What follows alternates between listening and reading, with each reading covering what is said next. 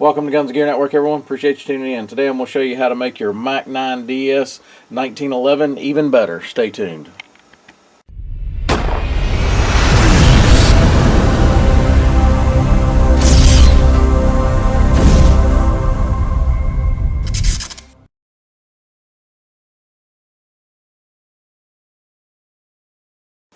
Welcome back, guys. Appreciate you tuning in. So today we're going to discuss taking your Mac 9 DS 1911 and making it better. So not that this firearm has really any complaints for the most part. It was just things that people observed that they wish were different or a little better or something like that. We took it right out of the box, shot it, and it did great. So I don't have any complaints out of the box. But I just wanted to fine-tune a few things that I had, again, not issues with, but just I wanted to see a little better. So the good thing about this, you can do everything that we're talking about today for around $60. So it's not expensive, it's not overly difficult, it's fairly easy, and I'm going to go over those things, what I did to mine, and now I like it that much better, even though I liked it a lot to begin with. So let's do a safety check real quick, make sure we're unloaded, no ammo. Put the magazine over here.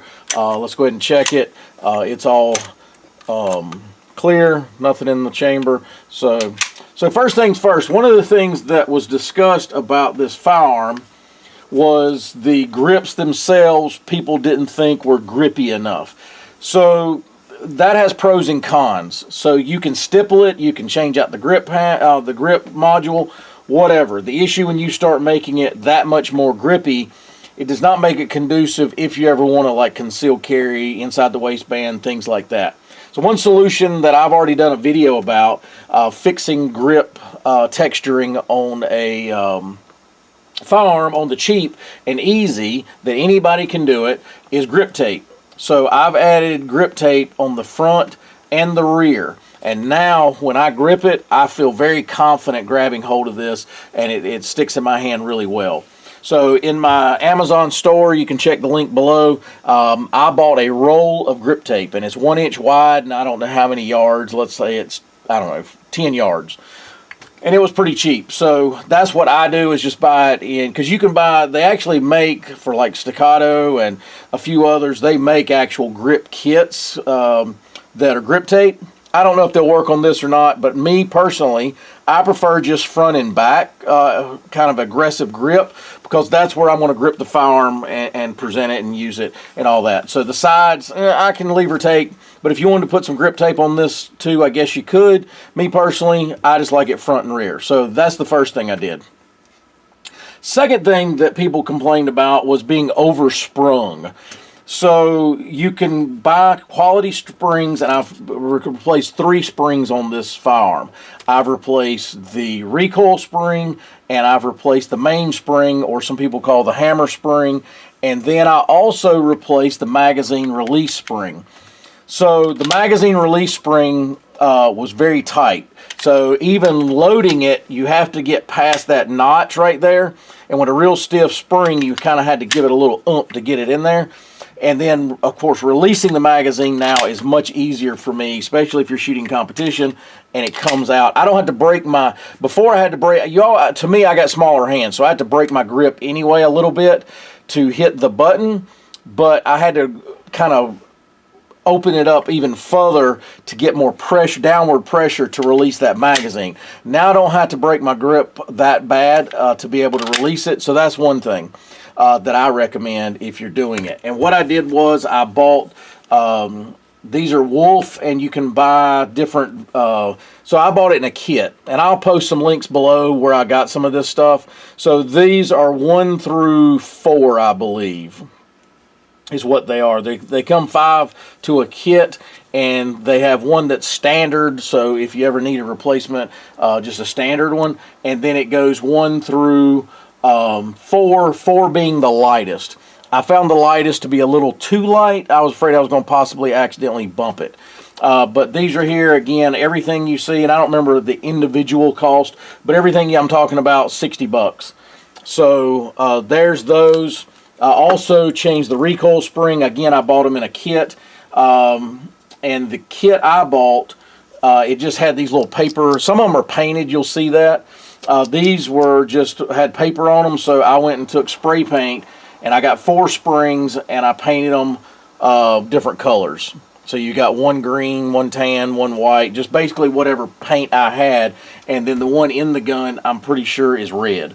So go ahead and spray them up, and then get you a little list. I actually put it on my phone what each one weight is, so if I ever do use this one and pull that paper tag off, it will I'll know what the weight of the white one is.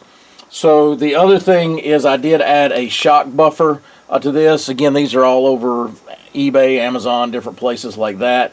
I added one of those, so it kind of shortens the stroke just a little bit of the slide, and also it cushions, because now you are reducing the spring pressure, so that thing's going to kind of recoil a little different now.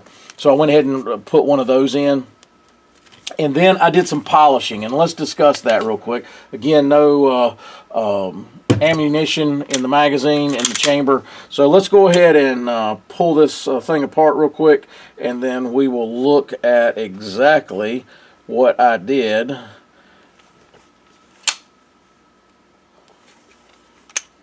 Give me a second, guys.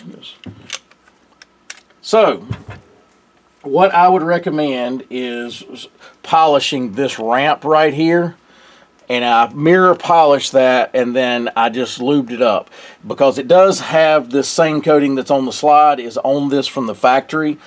And so I just took some emery boards, like you know the thicker ones that are padded, that it's a little more aggressive on one side and lighter on the other, and I got the stuff off to begin with, the coating, and because it's going to take you a while if you're just using like a buffing wheel and a Dremel. And then I used the flip side of that, which was more smoother. And then after that, I went to a polishing wheel. They're like wool type material, and some polishing compound, and polished that out. So I polished that ramp right there, and then I also polished these 2 rails right here. So again, took off all the coating, and then went back and mirror polished with some of that paste and the Dremel. So that's the only polishing I've done, and now it is very smooth compared to what it was, and it does a really good job. So the other thing that some people talk about is the safety. And let me get this thing back together real quick, and then we'll discuss that. Hang on, guys.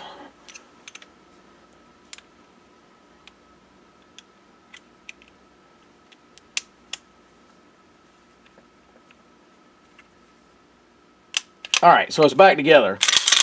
So one of the things people talk about is the safety feels a little loose on this one right side. So the way this thing is designed is you have it's in 2 pieces, and it's friction fit together. So you have one piece that goes like this, and then one piece that goes like this.